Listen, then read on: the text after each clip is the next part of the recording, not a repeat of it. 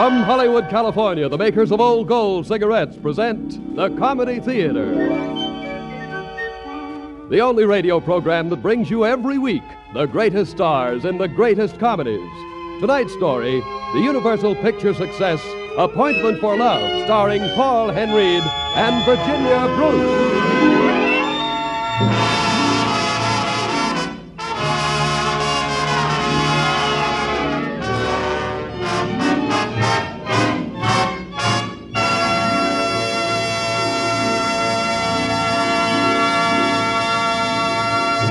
And here is the director of the Old Gold Comedy Theater, Mr. Harold Lloyd.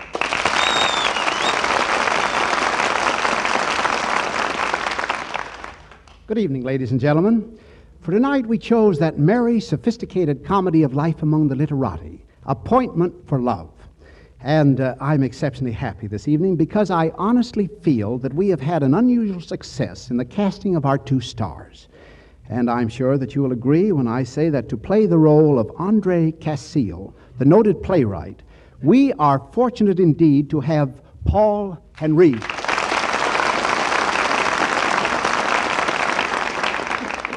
Thank you, ladies and gentlemen, and thank you, Harold. I certainly hope that I'll be able to fulfill your high expectations. I'm sure that you will, Paul. You know, our sponsors are very happy to have you here, too, because in the pictures Now Voyager and Casablanca, whenever you were with a beautiful woman, you always put 2 cigarettes in your mouth and lighted them. Yes, Harold, but unfortunately I can't do that anymore. Oh, difficulty getting cigarettes? No. Difficult to get beautiful women. Well, your shortage of beautiful women is over. Because tonight, for the role of Dr. Alexander, we've chosen the beautiful and charming Virginia Bruce. Thank you, Harold. You really mean that? Why, of course. I read everything that's in the script. Seriously, Harold. Paul Henreid is one of my favorite actors. And may I say that Virginia Bruce is one of my favorite actresses. The Mutual Admiration Society, having concluded the minutes of the meeting, I move we now go to the business on hand. Namely, our play tonight, Appointment for Love. As our story opens, the curtain has just come down on a new play, and the audience...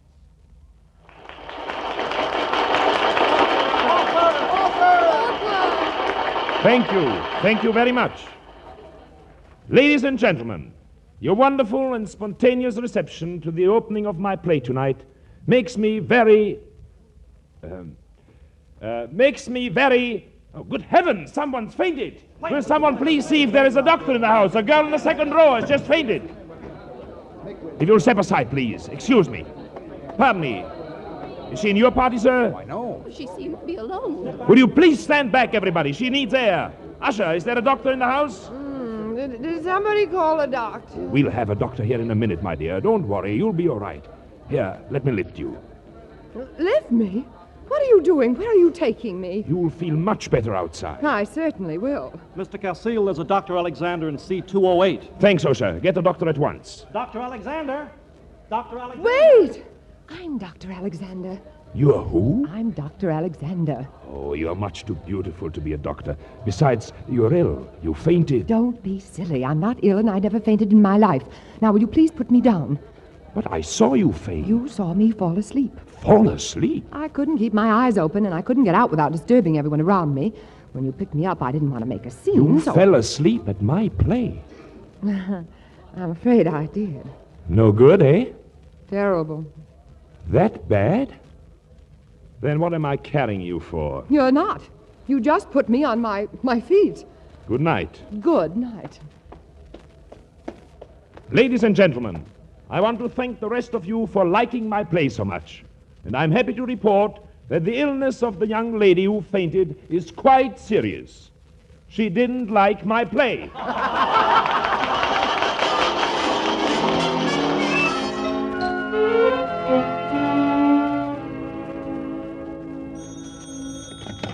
Dr. Alexander. How about Monday night? Sorry.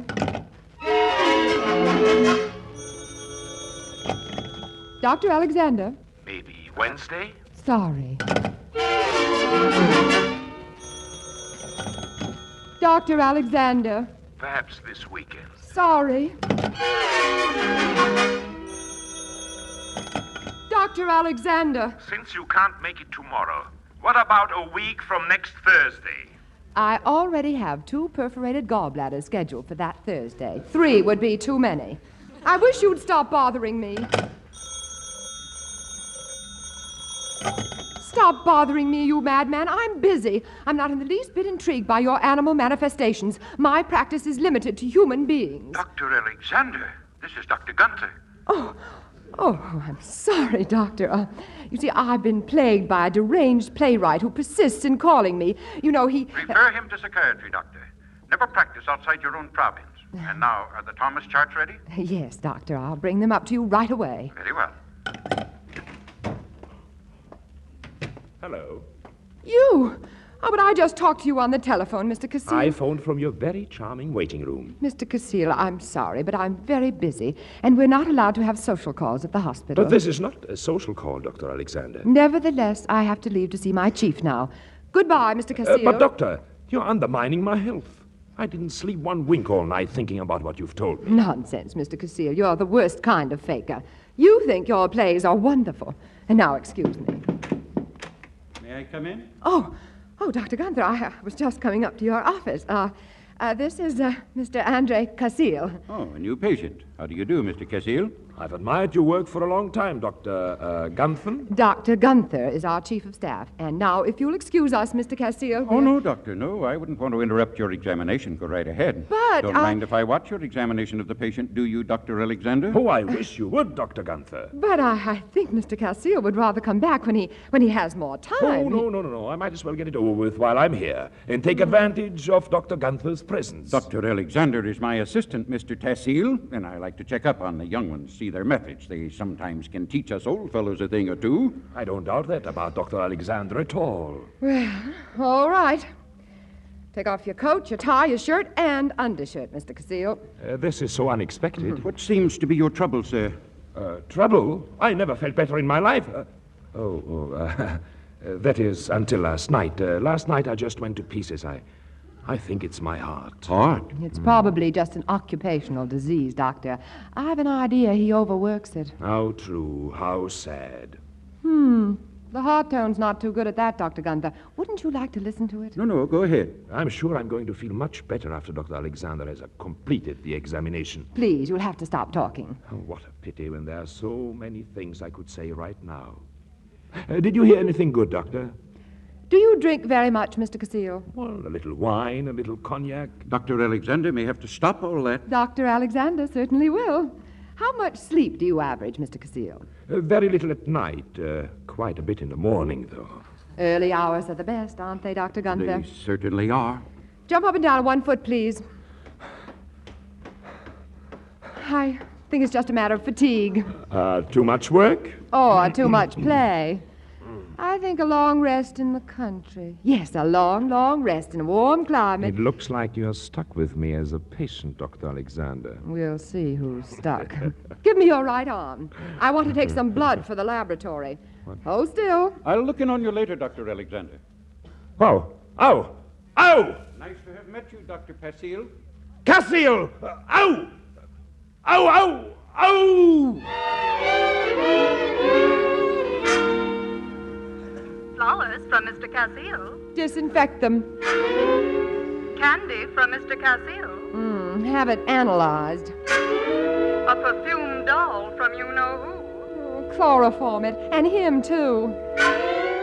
Nylons from Mr. Cassile. Nylons? Oh, that's hitting below the belt.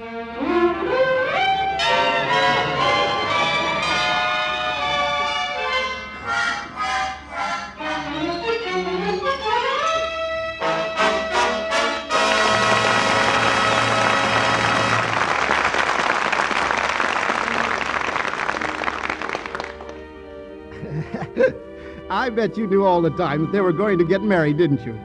It's pretty hard to dodge Cupid's arrows. That little guy is quite a marksman. Speaking of marksmen, how's this?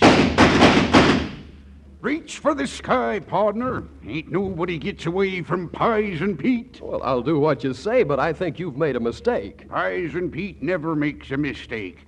I moseyed down the canyon on my cayuse and follered the ornery varmint I'm after. Well, I still say you made a mistake. Hey, that's not your line. You're supposed to say, "You got me." And as for the others, they went that-a-way. Listen, Bud, I'm Bob Williams, and this is the Old Gold Comedy Theater program. What? Ain't you the lone stranger? Of course not. Well, I'll be an ornery coyote from Chillicothe. I'll be a wall-eyed Well, there, Pison Pete. Don't dig your spurs into your ankle. After all, why be irritated? Light on Old Gold. Well, I guess you got something there, son. Sure, I have. And listen, you smokers, when you find yourself in a blind alley, why be irritated? Light an Old Gold. Especially today, there's nothing like the comfort and pleasure of a fine cigarette. Yep, that's true. Mighty true, partner. But you won't get that comfort and pleasure if your cigarette is hot, harsh, and dry. Therefore, to help prevent cigarette dryness, Old Gold's superb tobaccos are conditioned with apple honey. This helps retain the natural moisture, helps guard your smoking enjoyment. And furthermore, to produce a smoke of extra fragrance and flavor, a touch of rare imported Latakia tobacco is added to Old Gold's blend of many great tobaccos. Yes, extra flavor plus extra special protection against cigarette dryness. That's Old Gold. First chance you get, try a pack.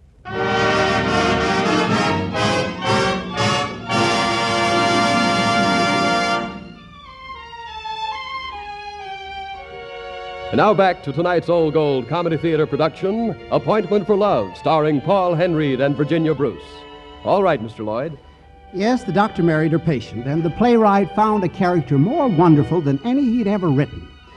As our story continues, they have been married for quite a long time, 45 minutes to be exact.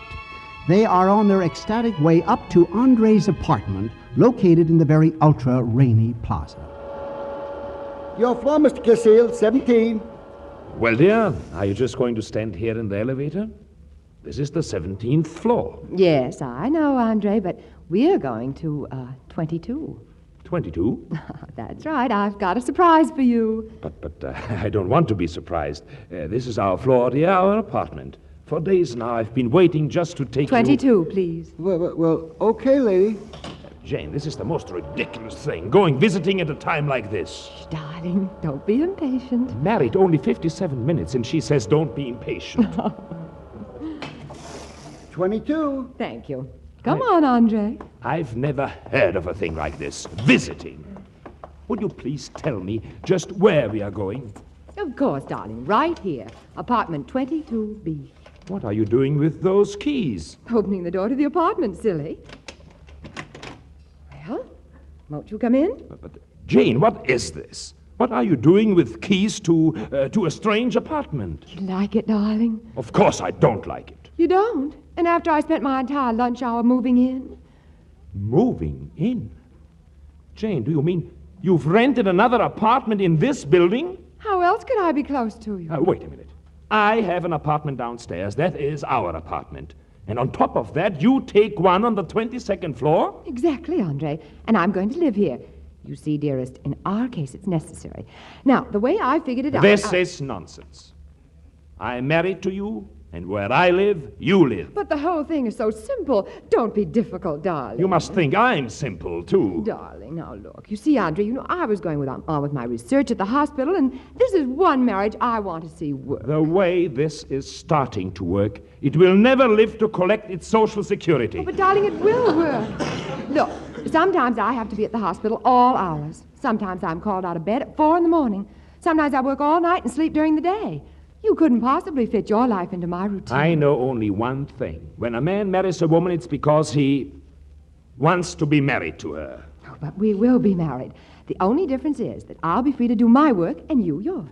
Now, don't you really think that's sensible? No, of course I don't. There are such things as feelings and emotions that you can't put under microscopes or dunk into a test tube. But the important thing is to arrange our lives so that our marriage will last. I think the important thing is for our marriage to begin.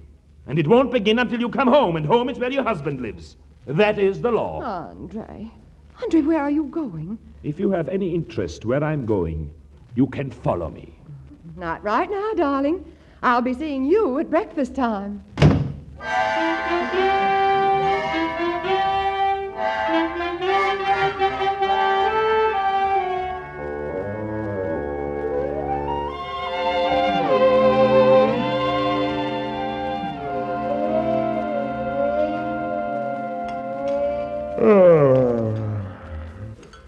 you're not being very complimentary, you know. Yawning at me that way across the breakfast table. Breakfast?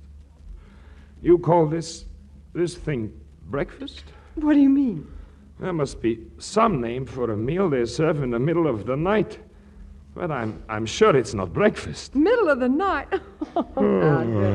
It's 7 o'clock. The morning's half over. It is? I've always been confused by bright sunlight.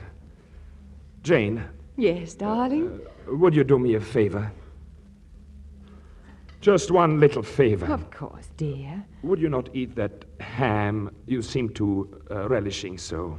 Why, dear, why not? Well, at this time of the night, my stomach happens to be a little squeamish, you know. But a person should eat heartily at breakfast. Breakfast is supposed to be the substantial meal of the day. Gives you energy, vitamins. I thought you were a doctor. But you sound like a radio announcer. Oh, sweetheart, don't you honestly think this is a perfect arrangement? We'll have breakfast like this every morning. Every morning? That's a promise. At 7 o'clock? Yes. It is rushing breakfast a little, but it gives me just enough time to get to the hospital by 7:30. And the mornings that you're dressed, you can walk down with me. Oh, yes, of course. It will be interesting, to say the least, walking around a completely deserted city all by our little selves at 7:30 in the morning. 7:30. I'd better have some more coffee. Larry! Yes, Mr. Cassie. More coffee, Larry, please. Yes, sir. Just a minute, Larry. Darling, would you like 2 or 3 more eggs or a small steak or something? They're just creamed with vitamins. You're not being funny. And never mind the coffee. Yes, madam. And don't call me madam. Yes, miss. I mean, yes, Mrs. Cassie. And I'm sorry I'm not dressed, Jane.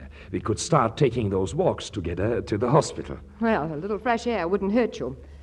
I'll phone you when I get home. If I'm not held up, perhaps we can get together for dinner. Get together for dinner? There is a thought which will keep me buoyed up all day. Goodbye, beloved. And I do hope you have a happy day at the office with lots of gallbladders, kidney stones, ulcers. Oh, you. Begging your pardon, Mr. Cassile, is there something wrong with with Mrs. Cassile? I'm starting to think there is something wrong with me. Yes, sir. Oh, you know, sir, I recall in one of your plays there was a similar situation. There was? Oh, yes, sir, yes. You had the hero make his wife jealous. Oh, that was before I met Mrs. Cassile. Oh. You see, Larry, Mrs. Cassile doesn't believe in jealousy. She doesn't, sir? No. Oh, I didn't know that jealousy was something one believed in. I thought it was in the blood. Well, if it is, Larry, what my wife needs is a transfusion. And if I can stay awake long enough, by George, she's going to get it tonight.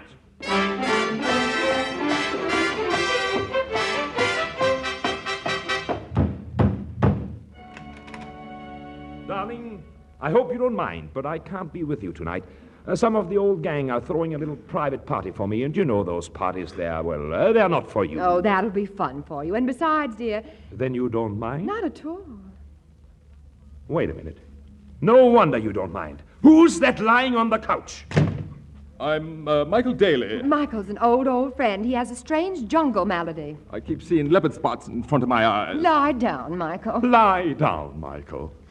Jane, do you go around treating strange jungle maladies in your apartment? Only old friends. Pull up a chair, old man. Old man. I don't like the way you say old. Jane, I demand... Let's call it a request. Now, don't be a child, Andre. Michael's an old friend who just came back from an amazing series of experiences up the Amazon. He's an ichthyologist. Wrestled man-eating sharks with my own bare hands. I know you gave him the first bite. But what are you doing in my wife's apartment? Wearing her negligee. Well, you know how those laundries are. He only has his necktie off, Andre. Oh, you can't expect me to stay for the night with my collar buttoned up for the whole time. Stay for the night! There is certainly no manpower shortage around here.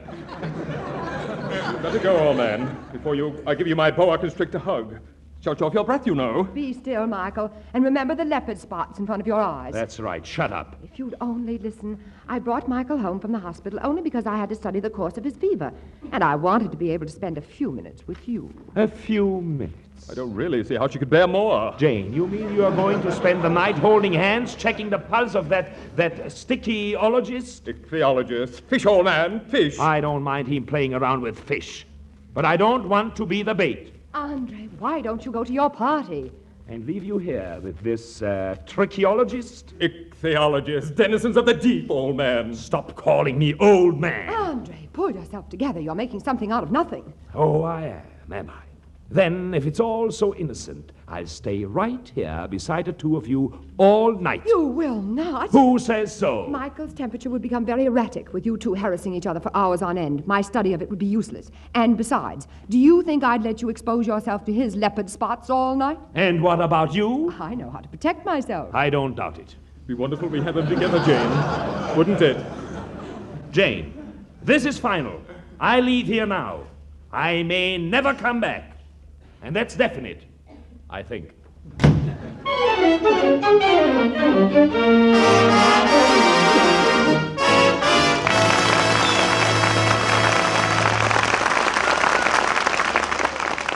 Before presenting our third act, I'd like to say that I say it's Bob Williams. I'm sure it's Bob Williams. I'll take the $50, please. Well, I'm Bob Williams, but why should I give you $50? Because I guessed it was you. This is the old gold program, ain't it? Well, yes. Well, I guessed which is which, and I want the $50. Give me. Well, just a second, stranger. This is the Old Gold Comedy Theater program. Now, you're thinking of our other Old Gold show, Which is Which? By George and by Bonds.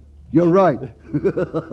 Gee, am I a dope? Well, I'll say you're taking your mistake quite calmly. Why, sure I'm taking it calmly. You know, I listen to both Old Gold programs, and I'm getting smart. Why get upset? No, sir. I just say to myself, why be irritated? Light an Old Gold. Friend, you can say that again. All right, I will. Why be irritated? Light an Old Gold. Ah, yes, smokers. When you make some little mistake, that's especially the time to enjoy an Old Gold. To enjoy its delightful extra flavor, its special protection from cigarette dryness. You see, Old Gold's superb blend of many great tobaccos, including a touch of extra flavorful Latakia tobacco, is conditioned with apple honey to help guard against cigarette dryness. Yes, that's Old Gold, a better, keener, tastier smoke. But if you can't get a pack right off, remember, even though we're producing all the cigarettes we can without sacrificing one iota of Old Gold's fine quality, the men and women in our armed forces get first consideration. But we're doing our utmost to assure fair distribution of all remaining Old Golds. So if you had to be content with substitute brands today, be content in the thought that tomorrow, if you ask, your dealer may possibly have Old Golds.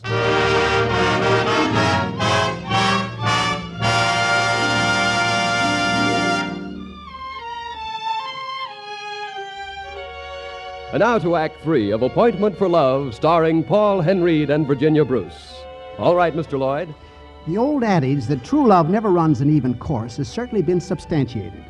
Michael Daly may have been a great explorer, but it was Andre who discovered a green-eyed monster called jealousy. And so, while Jane is upstairs in apartment 22B ministering to Michael Daly's fever, down below in apartment 17A, Andre Cassile is ministering to his own fever with an age-old remedy, cold applications. Leary, more ice. 3 cubes, sir? Don't you think you're hitting it a bit heavy? Here, sir. Thanks, Leary. And a little toast to my wife, a promising young doctor, but who can live on promises. You are upset, aren't you, sir? Leary, I'm not only upset, what's the use? She's not acting like a wife. She's not even acting like a woman. Fix me another drink, Leary. Yes, sir. Only if you'll pardon my saying so, sir, I think you're giving the cure to the wrong person. What's that again? I was only meaning to say that it might be better, sir, if you figured out something that would give Mrs. Cassile a shout. A shotty? Yes, sir. Such as what? Well, of course, I'm not a man to boast, sir, but it has come to my attention from time to time that the one thing an attractive woman always responds to is indifference. Indifference? Yes, sir. Indifference? But that's the trouble. I'm not indifferent. Oh, but after all your years in the theater, Mr. Cassile, couldn't you pretend indifference? Well, I suppose I could, but... wait a minute. Why just pretend indifference? Why not really be indifferent? Yes, Larry, you're right. You're absolutely right. I'm going upstairs and act indifferent all over the place.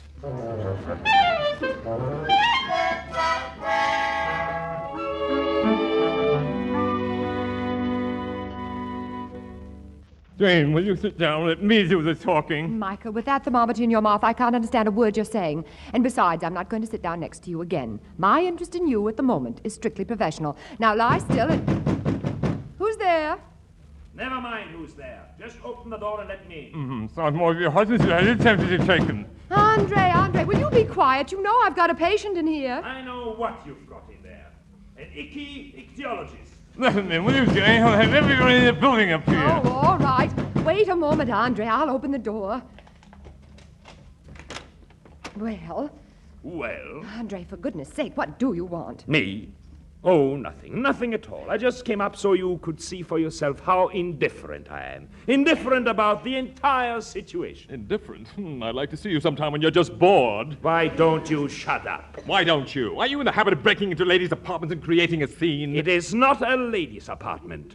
It's my wife's. Oh, that's about the oldest joke I've ever heard. Why, you... Andre, be careful. Remember, Michael has muscles like an ox. Andre! I'll ox him. I'll fix him. Get up here, you. Fight like a man. Why, you silly looking...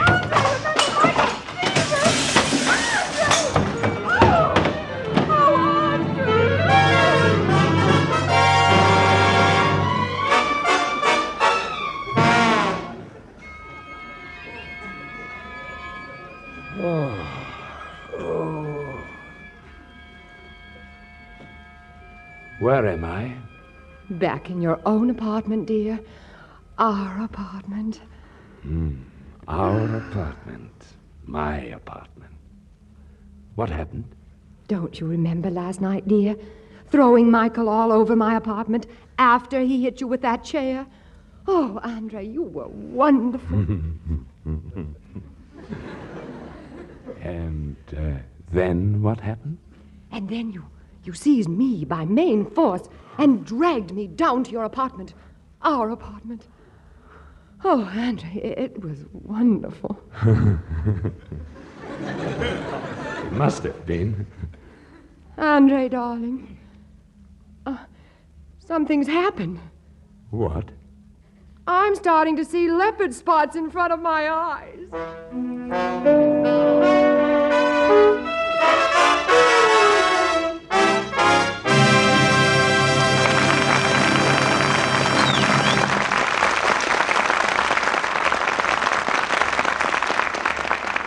Now, this is Harold Lloyd. Paul Henreid. And Virginia Bruce. Saying good night to you for Old Gold. And I hope that you'll be with us again next Sunday when the Old Gold Comedy Theater presents My Favorite Wife, starring Joel McRae with Francis D. and Gail Patrick. See you then.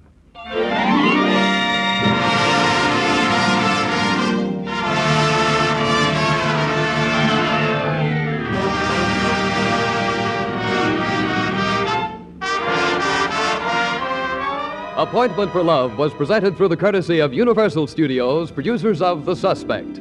Paul Henreid is now appearing in Warner Brothers' Hollywood Canteen, and Virginia Bruce in Republic's Brazil. And now until next Sunday evening, don't let little annoyances get you down. Why be irritated? Light an Old Gold. Its tobaccos are conditioned with apple honey to help guard against cigarette dryness and gives you more smoking pleasure. And listen to Old Gold's other great new show, Which is Which, with Ken Murray as MC, Richard Himbers Orchestra, and famous stars of stage, screen, and radio, or their reasonable facsimiles. Tune in Wednesday night on another network. Consult your newspaper for time and station. This is Bob Williams saying good night for Old Gold.